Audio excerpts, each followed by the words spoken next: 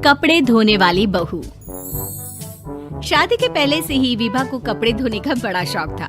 कभी नल के नीचे तो कभी तालाब के पास। अरे मेरी नीली वाली लुंगी नहीं दिख रही है। विभा की अम्मा, कहाँ रखी है लुंगी? अरे वो तो विभा ने परसों ही धोकर रखी थी आपकी अलमारी में। देखो वहीं होगी। वो ना मैंने आज धो दी, मुझे लगा कि गंदी हो गई होगी। अरे कैसे गंदी हो गई थी? उसे तो मैंने पहना भी नहीं। हे भगवान, इस लड़की के कपड़े धोने की आदत से परेशान हो गया हूँ मैं। जितना तो घर में राशन नहीं आता, उससे कहीं ज्यादा डिटर्जेंट पाउडर का खर्चा है। इसकी शादी करवा दो, शादी। जाए अपने घर में ही करे काम, फिर चाहे घर के कपड़े धोने हो या पूरे गांव के। हाँ ठीक बोल रही हो, देखता हूँ मैं कोई लड़का। वो दिन भी आ जाता है जब विभा को देखने लड़के वाले आ जाते हैं। लड़की मुझे अच्छी लगी। होने वाली सास कहती है, बेटी अगर कुछ पूछना है तो पूछ लो। वैसे तो हमारी लड़की बहुत ही शर्मीली है, जो बोल दो वो मान लेती है, इसे क्या पूछना होगा। अरे कैसी बात कर रही हो माँ, मुझे इन लोगों के घर रहना है, सवाल तो कई है। हाँ हाँ बेटा, पूछ लो ना, क्या पूछना है। आप लोगों के घर कपड़े कौन धोता है? सास का मुंह बन जाता है। देखो, अगर तुम ये कहना चाहती हो कि तुम्हें कपड़े धोने नहीं आते तो सुन लो, कपड़े मैं ही धोती हूँ, लेकिन तुम्हारे आ जाने के बाद मैं रुमाल तक नहीं धोऊंगी। अरे चुप रहना भाग्यवान, बहू बेचारी घर आई नहीं, उसे डराना शुरू कर दिया। वो क्या है ना बिटिया, अभी तक तो ये कल्लू की माँ ही धोती थी, लेकिन अब तुम्हारे पापा तो दहेज में वॉशिंग मशीन देंगे ही। तभी विभा की माँ बोल पड़ती है, सवाल भी पूछा तो क्या। वैसे भाई साहब, मशीन की तो फिर भी कपड़े धोने की कैपेसिटी होती है। मतलब जो बिटिया दे रहे हैं ना विभा, इसे कपड़े धोने का बहुत शौक है। ये आप लोगों के क्या, आस पड़ोस गांव मोहल्ले सबके कपड़े धो दे और उफ तक ना करे। बाहर देखा नहीं आपने कितने कपड़े सूख रहे हैं? सब हमारी बिटिया ने ही तो धोए हैं। बस भी करो ना माँ, शर्म आ रही इतनी तारीफ सुनकर। और तो और एक दाग निकाल कर दिखाओ तो मान जाऊँ। हाँ अच्छा अच्छा, माफ करना बेटा, मैंने गलत समझा। हमें तो रिश्ता बहुत पसंद है। और ऐसे जुड़ जाता है रिश्ता कपड़े धोने का शौक रखने वाली विभा का। उसकी शादी हो जाती है कोयला फैक्ट्री में काम करने वाले कल्लू के साथ। शादी के बाद अचानक विभा चिल्लाती हुई सास के पास आती है। सासू माँ, अरे सासू माँ कहाँ है आप? ये तो धोखा है, धोखा दिया आप लोगों ने मुझे। इसे ससुर के चक्कर के बारे में पता चल गया। अरे तो उसमें तुझे क्यों धोखा मिला है? अरे नल में पानी नहीं आता, कपड़े कैसे कब धुलेंगे? अच्छा अच्छा, तू पानी नहीं आ रहा उसकी बात कर रही है। तो आपने क्या सोचा? कुछ नहीं। अच्छा, तेरी माँ ने कहा था कि कपड़े धोने का शौक है, तुझे याद आया मुझे। शौक शौक बोलकर कपड़े धोने वाले मेरे जुनून को कम ना आके सासू माँ, कपड़ा धोना मेरा गुरूर है। तभी पति भी वहाँ आ जाता है।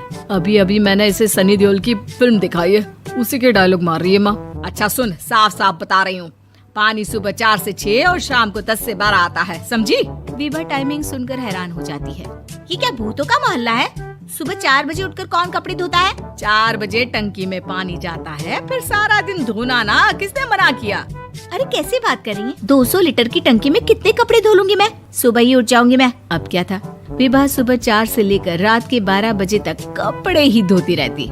एक रोज सास पड़ोस से निकलकर कहीं जा रही होती है कि साथ वाली कहती है, हाँ कल्लू की माँ, जरा ये बताओ कि 2 साड़ी है, 2 ब्लाउज और एक पेटीकोट और एक नाड़े वाला लंबा कच्छा। हाँ तो? अरे तो क्या, कितना लोगी धुलाई ये बताओ। धोबन दिख रहे हैं हम क्या? हमारे पति सरकारी नौकरी से अभी अभी रिटायर हुए हैं और बेटा सुपरवाइजर है कोयला फैक्ट्री में। धोबन समझ रखा है हमें।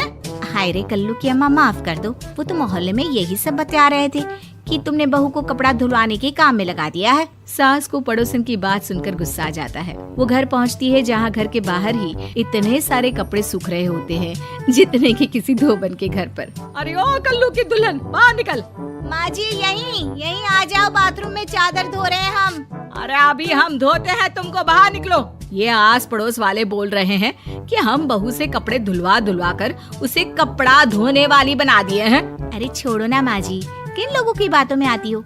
आस पास के लोगों का तो काम ही होता है कि वो किसी तरह सास बहू को लड़ा दे। बहू सारे घर के कपड़े धोती है, ये क्या कम है?